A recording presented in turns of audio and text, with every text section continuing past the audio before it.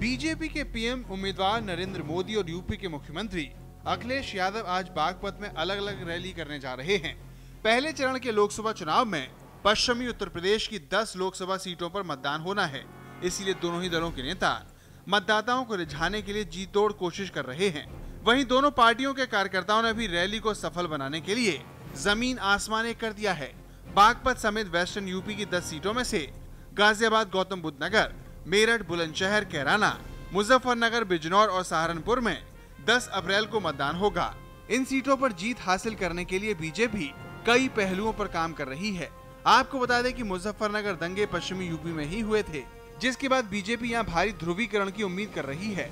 बात बागपत की करें तो पिछले 2 लोकसभा चुनावों में यहां से आरएलडी अध्यक्ष अजीत सिंह चुनाव जीतते आए हैं। वहीं मुजफ्फरनगर सीट पर जहां 1999 में बीजेपी के सोहनवीर सिंह ने कब्जा किया था, तो वहीं 2004 में ये सीट कांग्रेस के पास चली गई। यहां से एस सैदुज्जमान जीते, लेकिन 2009 में इस सीट पर एसपी के चौधरी मुनव्वर हसन ने जीत दर्ज की। बिजनौर सीट पिछले 2 लोकसभा चुनाव से आरएलडी के पास है। साल 2004 में आरएलडी के मुंशीराम और साल 2009 में संजय सिंह इस सीट से जीते थे। मेरठ की बात करें तो साल 2004 में सीट पर बीएसपी के हाजी शहीद अखलाक ने जीत का परचम लहराया था, लेकिन साल 2009 में ये सीट बीजेपी के खाते में चली गई। यहां से बीजेपी के राजेंद्र अग्रवाल जीते। लखनऊ से इस बार चुनाव लड़ रहे बीजेपी अध्यक्ष राजनाथ सिंह फिलहाल गाजियाबाद से मौजूदा सांसद हैं। वहीं गौतम बुद्ध नगर की बात करें तो साल 2009 में सीट पर बीएसपी के सुरेंद्र सिंह नागर ने जीत दर्ज की थी।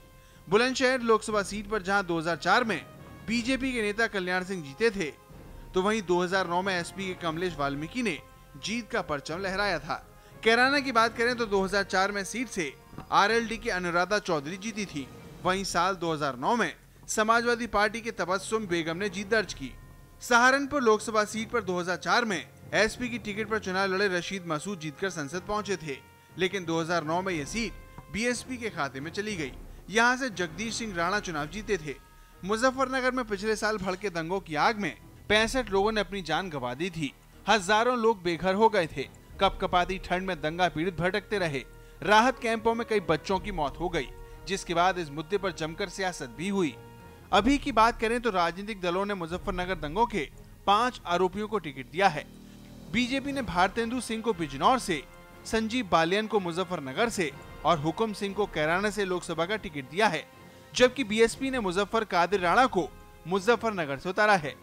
जहां एसपी और बीएसपी यूपी से ही बड़ी सीटों की उम्मीद लगाए बैठे हैं, तो वहीं मोदी भी जानते हैं कि अगर यूपी उनके हाथ से गया तो पीएम की गद्दी भी खिसक जाएगी। फिलहाल ऊंट किस करवट बैठेगा, ये चुनाव के बाद ही साफ हो पाएगा। Bureau report, news express. Manish Tiwari के अच्छे स्वास्थ्य की कामना की है। बीजेपी नेता नरेंद्र मोदी ने ट्वीट करके केंद्रीय मंत्री मनीष तिवारी के स्वास्थ्य में तेजी से सुधार की प्रार्थना की है।